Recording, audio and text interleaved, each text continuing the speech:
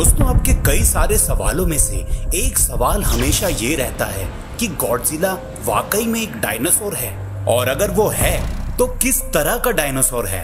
तो दोस्तों, आज के इस वीडियो में हम आपको यही बताने वाले हैं और इस वीडियो को बिल्कुल भी मिस मत कीजिएगा।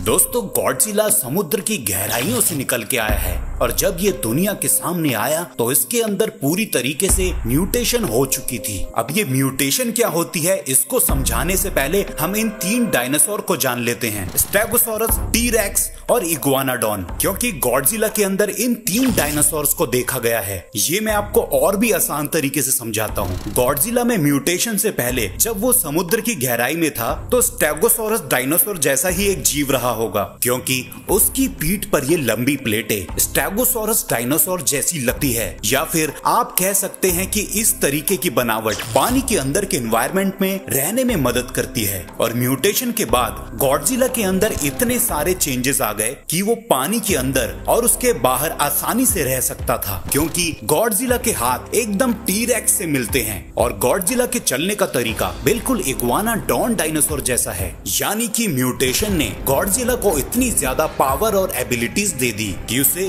पानी और जमीन दोनों जगह हराना मुश्किल हो जाए। तो दोस्तों, अब बात करते हैं म्यूटेशन की। आखिर ये म्यूटेशन है क्या और क्यों होती है और कैसे होती है, और इसको बिल्कुल आसान तरीके से आपको समझाता हूँ ताकि इसके बाद आपके मन में कोई कंफ्यूजन ना रहे। दोस्तों, हमारी धरती में जितने भी जीव हैं, चाहे पेड़ पौधे ही क्यों ना हो, सबका एक यूनिक डीएनए होता है जो एक दूसरे से बिल्कुल अलग होता है। और जब इस डीएनए में कोई बदलाव होने लगता है या फिर डीएनए के सीक्वेंस को कॉपी करने में कोई गलती हो जाती है तो उस समय जो बदलाव होंगे उसे म्यूटेशन कहा जाता है। मान लीजिए आपके माता पिता के डीएनए को यूज करके ऊपर वाले ने आपको पैदा किया, क्योंकि उस डीएनए में वो सारी इंफॉर्मेशन थी जिसकी वजह से आप एक इंसान पैदा हुए। और अगर किसी गाय, बकरी, भेड़ के डीएनए की इंफॉर्मेशन होती तो फिर वो ही पैदा होता ना। और दोस्तों, डीएनए में चेंज होने की एक वजह ये प्राकृतिक बदलाव है, जैसे कि बिल्ली प्रजातियों के अंदर ही लायन, टाइगर और लेपर्ड ऐसे जानवर भी आते हैं। ये सब एक ही फैमिली के हैं, लेकिन म्यूटेशन की वजह से इनमें इतना बदलाव आ गया। और म्यूटेशन दोस्तों हम इंसानों में भी हुई है। जहाँ हमारे पूर्वज पहले बंदर हुआ करते थे, उसके बाद वो आदि मानव बने